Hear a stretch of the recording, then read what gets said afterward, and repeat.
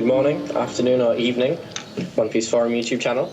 I'm joined here today by the esteemed Professor of Mathematics, Dr. Jawahib. And I too am honored to be in the presence of the highly distinguished Professor of Geography, Mr. Polo, from the prestigious Wikipedia University. You may be wondering, why the shirt and tie?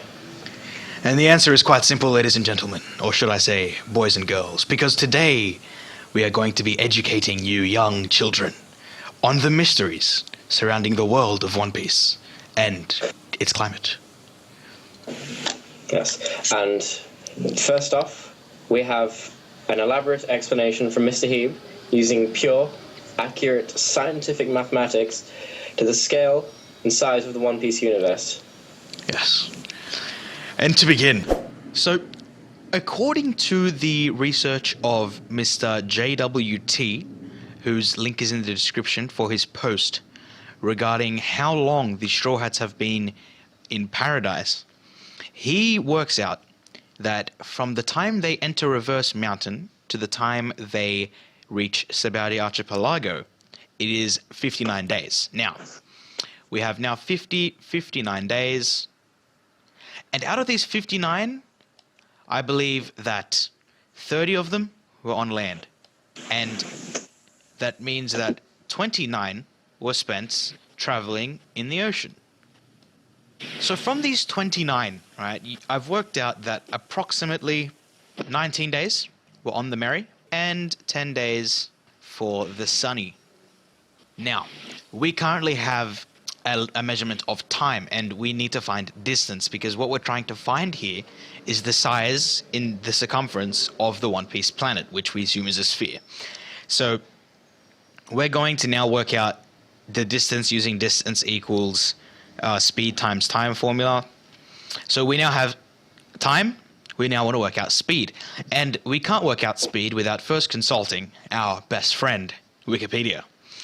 And Wikipedia has told us that the speed of the caravels, which is Mary's class of ship, is 4.5 miles per hour, which, because we're not weird Americans, we're going to say is 7.24, I'm not crazy, kilometers per hour. And similarly for the Sunny, the One Piece wiki told us was a brig sloop class of ship, which personally I hadn't heard of until just then in my research. And that allegedly travels at a maximum speed of 20 knots, but because it's the Sunny, I'm saying the average is going to be 15 because it's not always traveling at its maximum speed. So when we have 15 knots, we say this is equal to 27.78 kilometers per hour. Okay, so now, with our maths, we're going to say 19 days in hours, which is 456 hours, times by 7.24 kilometers per hour, will give us a result that in the Merry, they traveled around 3,302.7 kilometers. And in the Sunny, they traveled a total of 6,667.2 kilometers. Now remember, this is the total distance now that they've traveled through paradise. And these are very approximate. They are, I'd like to think they're accurate and scientific, but they're not entirely accurate and scientific. We're just using these to get estimates. So when we add these together, we work out that they traveled a total of 9,969.57 kilometers for half of the One Piece world's circumference, which is paradise. We're now going to multiply this by 2, and this is going to give us a total distance of the world's circumference, excluding the red line, which probably makes it a bit bigger, 19,943.2 kilometers. Now remember, these are very approximate values, but from them, even if you say plus minus 5,000 kilometers, which I doubt our margin of error is that big anyway, we work out that the One Piece world is approximately half of our planet, the Earth's world. So that is, we're talking now close to 20,000 when Earth is, so that's One Piece equals 20,000, when Earth is equal to 40,000. So when you're thinking geography of the One Piece world, think it's half as big as Earth. Okay, and that was an excellent explanation. And what we can see from this is the Straw Hats took 59 days to travel from the start of the Grand Line at Reverse Mountain to Paradise. And the fact that that's half of the Grand Line, and from a distance standpoint, you would assume that the amount of time it's going to take them to complete the New World won't be much more than 59 days, realistically, and that has implications for stories we've seen before in the series, and we haven't really thought about them since. And one such story is Redleg Zeph, who spent a year on the Grand Line, and with our information, theoretically, he could have gone all the way through New World and then back to Paradise in that time. What are your thoughts? Mr. Polo, I'd have to commend you on your wonderfully phrased question. I think if you were to credit the whole year spent in Paradise and the New World, I would credit it to him searching for all blue, if anything. Because, I mean, obviously, as we've worked out and as you've pointed out, you don't need to spend that long searching or discovering the New World and the Grand Line. I mean, maybe if you're going island by island or 7 routes or whatever, but that'd just be ridiculous. So there's no real explanation as to why. I'm not really sure. I couldn't, say anything with confidence as to what I think and why I think he was there, apart from that guess that he was looking for all blue. But he managed to pick up a pretty nasty reputation as the Red Leg. So I guess maybe he encountered some of the Yonko. It's pretty safe to assume that he had haki because he would have made it to the New World. And, you don't spend a year to only go halfway and then come back.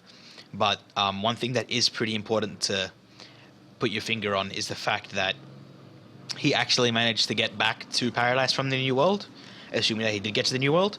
So this would mean that somehow there is a way to coat your ship again in the New World, get back underneath Fishman Island, go back up to the top, and come back through Paradise. Okay, one point I would actually quite like to raise regarding his presence in the New World is his bounty. His previous bounty was still active, 60 million. And we've seen for New World Pirates that anything in excess of 300 is still fairly normal. So, did he go very under the radar? Did he just not pick any fights, or do you think maybe he spent that year in Paradise and explored that area fully? I mean, 60 million is a perfect bounty for when you get up to the Jaya Island. So, 60 million there is a respected number. In the New World, it's nothing. You are literally cannon fodder if you have a 60 million bounty. So it is a really interesting question. Was he in the New World undercover? Because he had this massively fearsome reputation. He managed to go into the New World, come back out all in one piece. And that is pretty considerable. That is very respectable for someone with a 60 million bounty to accomplish. So a few ideas is perhaps a 60 million bounty wasn't his final bounty, though I wouldn't be sure in saying that. So he had it at one stage, but that escalated. Perhaps he was really under the radar, but I don't think that would account for him having that massive reputation in that random ship he raided, which Sanji was on in the flashback, knew him by reputation. So it's a very interesting question because you'd think that Redleg Zeph, he was respectable, and you'd assume that he knew haki now because we know him as a super Grand Line dude.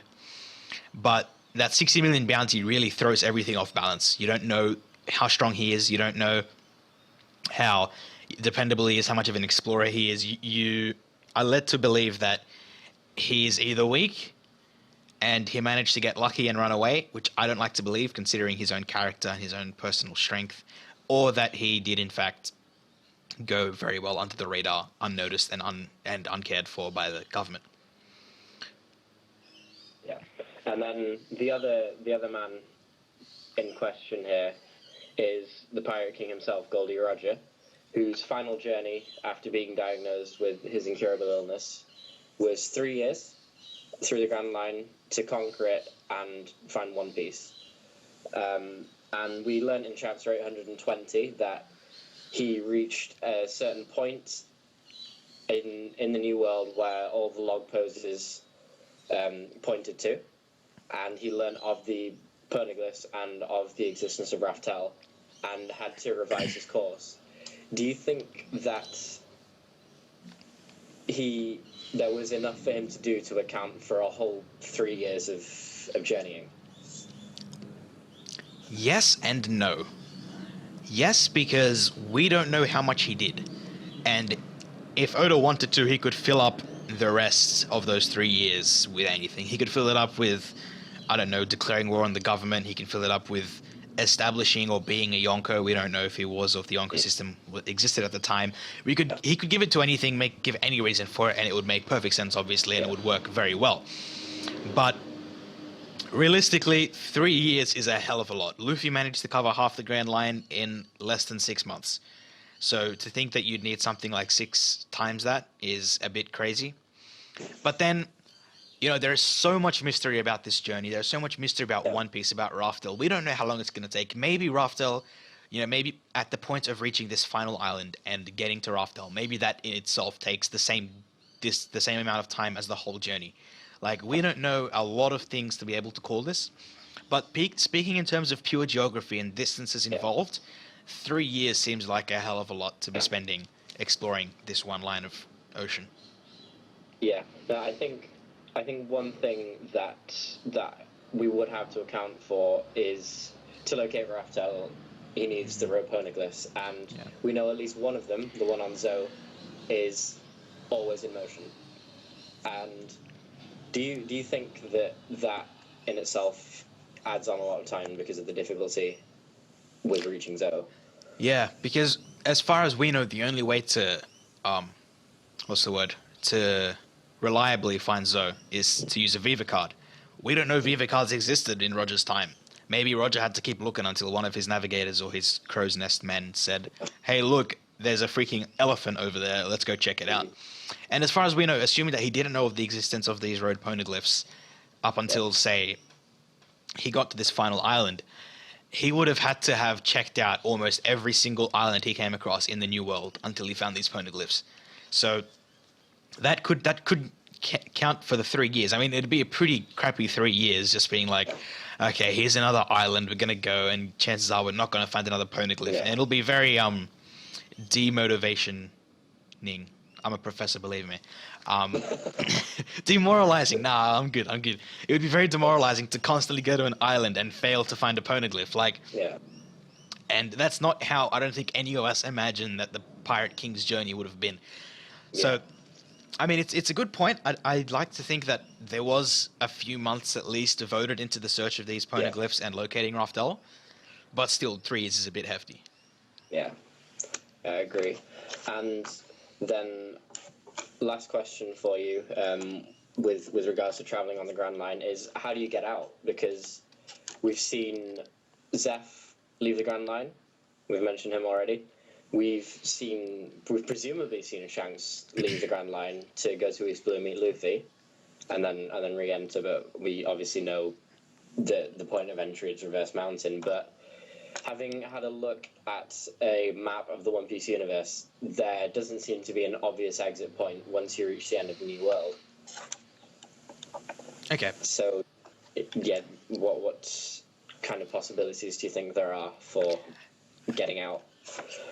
At face value, I mean, you look at the map of the world, and there's an awesome interactive map which will be in the description. So any questions, and it really pieces everything together really well in terms of where islands are, like O'Hara and stuff. You get to really see it very well, and it's what we use to reference a lot of our stuff.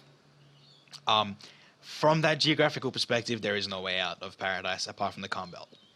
You are going to have to work out a way. So you're either going to have to tank on these Sea Kings and use your paddles, or you're going to use a Kairoseki ship, take one from the Marines, I don't know, and go in and out at your own leisure.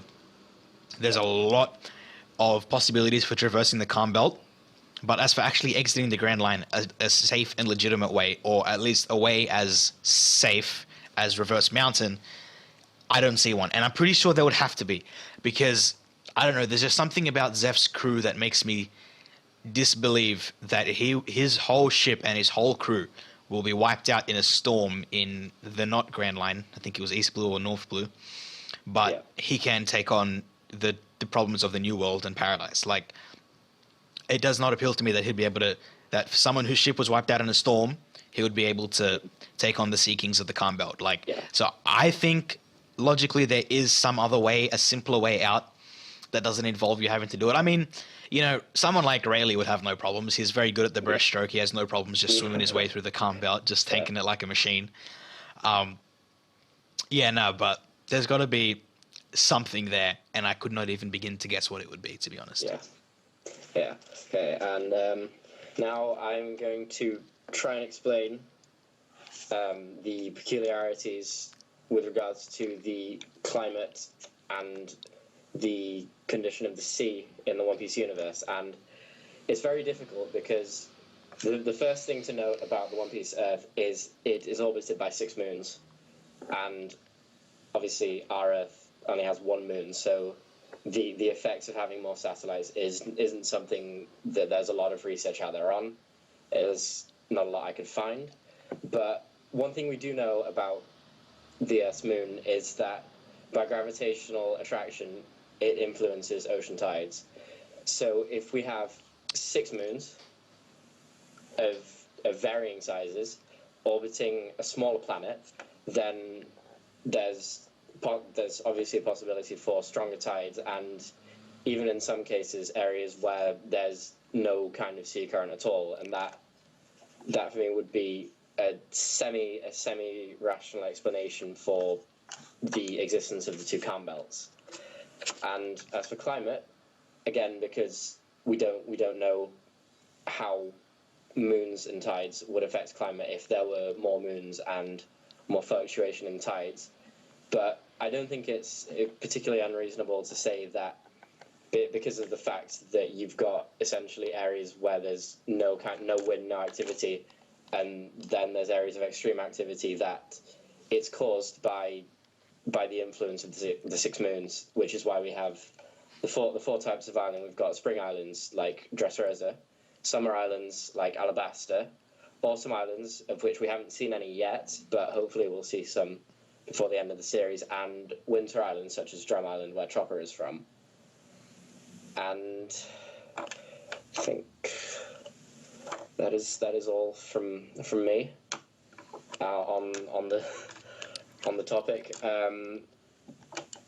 of the climate within the Grand Line. However, outside of the Grand Line, we haven't seen anything particularly abnormal, like Luffy's home in East Blue. It was fairly sunny. Robin was in Tequila Wharfish again, was in East Blue, and I mean it was winter there, and I would guess that the kind of weather pattern throughout the year would be fairly seasonal, but without the kind of, you have an island where it's always snowing, or an island where it's always hot and dry. Yeah. I want to raise the point here, though. I mean, Oda isn't a meteorologist. He's a author of what is essentially a children's series, even though, you know, real men love it, and so do real women. The real people love this series. Okay. And we don't expect him to account for every little anomaly that he has. So, like, when you have that island that's raining thunderbolts, I mean, he could explain it using some obscure, maybe some devil fruit thing, but, like, I don't think we should take him to task for absolutely everything, and I don't think we should expect a perfectly scientific explanation, because, you know, we're not here for science, we're here to have a good story, and as long as it is believable, which in most cases it is with respect to the One Piece world, I don't think there should be any problem. Like, it's really a fair thing. So if you're ever unsure about something, that it doesn't make sense to you, just go, all right, well, Oda's a top bloke, and it makes sense, and it's not ruining this story, so we'll just believe it. Cool. Yeah, no, I agree. I think it's quite an interesting thing that there are sort of fixed areas of certain weather types. Yeah. Which is why I raised it. And the last point I would like to raise, we mentioned Raftel earlier, and now we have to for our students. Yes. Anything for our students. Rule out some possibilities of what or where Raftel is, and perhaps raise some possibilities. And one of the first possibilities I would like to raise is that you've got the 4 road poneglyphs that give you 4 particular coordinates on a map, and you join them together, and where the 2 lines meet is where Raftel is. The question is why no one's just come across it by chance. No one's just been sailing past and gone, hey, what's that over there? And then they go and they find all these great mysteries. They find One Piece. So do you think that Raftel is hidden? Do you think it's in the sky? Do you think it's underwater? Do you think it's on the moon? Probably not the moon. I'm not gonna lie. It would suck if you have these road poneglyphs lining up and you just look up and just the moon on top of it and you're just like, well, this sucks. And there's probably a lot that you'd have to think about that would make you not take that theory too seriously. Yeah. Underwater makes a lot of sense. Maybe not too far underwater, sort of like Atlantis level, like reachable but not you can see it from the surface, if that makes sense. So you have to go down a fair way to see it, but it's not like Fishman Island. I think underwater works well because, I mean, on top of the image that was given to us in the last chapter, so with the X marks the spot, it would make sense because obviously it's a hidden island. I mean, as you were pointing out, there's no way that someone wouldn't have just been floating around the New World one day and just gone, oh, what? Look at that! I've never seen this island before. Rocked up, it's Raftel. There's One Piece. Well, I'm the Pirate King. What a fluke! Like, Raftel has to be something that you achieve, and random chance isn't an achievement, obviously. And the road poneglyphs are like a perfect conduit to make this, this struggle with the result of the achievement at the end. I don't think there's really much chance of it being the final island that is spoken about by Crocus, how he was pointing at the start. You remember the 7 routes meeting up at 1, which is supposedly Raftel. I don't think it's that, because there's a lot of different factors now. I mean, with the 3 log poses, you don't know which way to go. You don't know where the end is. You don't know if you're going in a circle anymore. Like, there's no just one island that you can rely on. So reaching the end doesn't seem very plausible. Although that end island we know exists because Roger had to go there before he was given the revision to his route. So, yes, I think it's hidden. Yeah. I wouldn't put money on the fact that it's underwater, but I think it would have to be hidden in some way. So. Yeah. And do you think every pirate who follows a log pose in the New World and reaches that island that Inuarashi mentioned where you learn of the existence of the road poneglyphs, the existence of the Kingdom of Raftel, do you think everybody reaches that point? Do you think everyone's bothered about it? Is it something that maybe more people could have gone poneglyph hunting and found Raftel, or do you think it's very much like only the very best pirates can reach that point? I don't think it's a matter of... I mean, there's a lot of factors when you think of the New World. There's navigation, of which Nami is more than capable. So if you don't have the good navigator, you're not going to make it. Then there's the massive factor of the Yonko-dom. Like, you can't go into New World without encountering this struggle. And as someone, I can't remember who at this stage, mentioned, the only way to survive a New World, or the only way to exist in the New World, is to either oppose a Yonko, or to fight a Yonko, or to join a Yonko. Like, Yonko are everything in the New World. They're not going to let somebody just go past, with just a hello, and I'm going to find Raftel, good luck, bro, and then leave them alone. No. Yeah. There's a sense of control. Everyone knows, like, all the Yonko know who's in their territory, who's in the New World with them. Like, I don't think, you said every pirate that reaches the last island. I don't think there is any pirate, apart from Roger, maybe a few others. Yeah. Like, it's a long challenge that I think only Luffy's crew is going to be able and willing to undertake. Yeah. Okay. Excellent. And I believe that's everything we have for today. Yes. Class is almost dismiss, we'd like to make a few announcements towards the end here. First of all, if you've enjoyed the video, please leave a like, a comment, or even subscribe. There are other wonderful professors of One Piece knowledge contributing to this channel. Yeah. For example, Frankie and Mapache are Gunning doing it. chapter reviews, as weekly as Oda allows. And there's a certain Mr. Sky Marshal who, on the forum itself, is revolutionizing the way we think about the story. So he is a truly awesome yes. thinker. I mean, he's one of the pioneers of our time, this Sky Marshal. I mean, on top of the fact that you read it Sky Marshal in the first letters of 5, that is something that's truly amazing. And he's got to have a special mention because we recently discovered he's actually a prophet, and he did to almost perfection predict what our next, what this discussion that me and Marco were going to be doing would be about. So, you know, you don't want to be missing out on this kind of stuff. Credit where it's due. The great Marshal of the Sky has once again predicted the future. I mean, he's called everything so far that's happened in One Piece, but that's something for you to go to the forum and check out for yourselves. Yeah. So from us, it's goodbye, and I hope you have been enlightened somewhat into the complexities that lie within the world of One Piece. Yes. It has been our pleasure and our honor, as well as our duty, to educate all you young minds. And we have a lot of pride in the work we have achieved today. So thank you for listening. Thank you for watching. Thank you. And tune in for next time.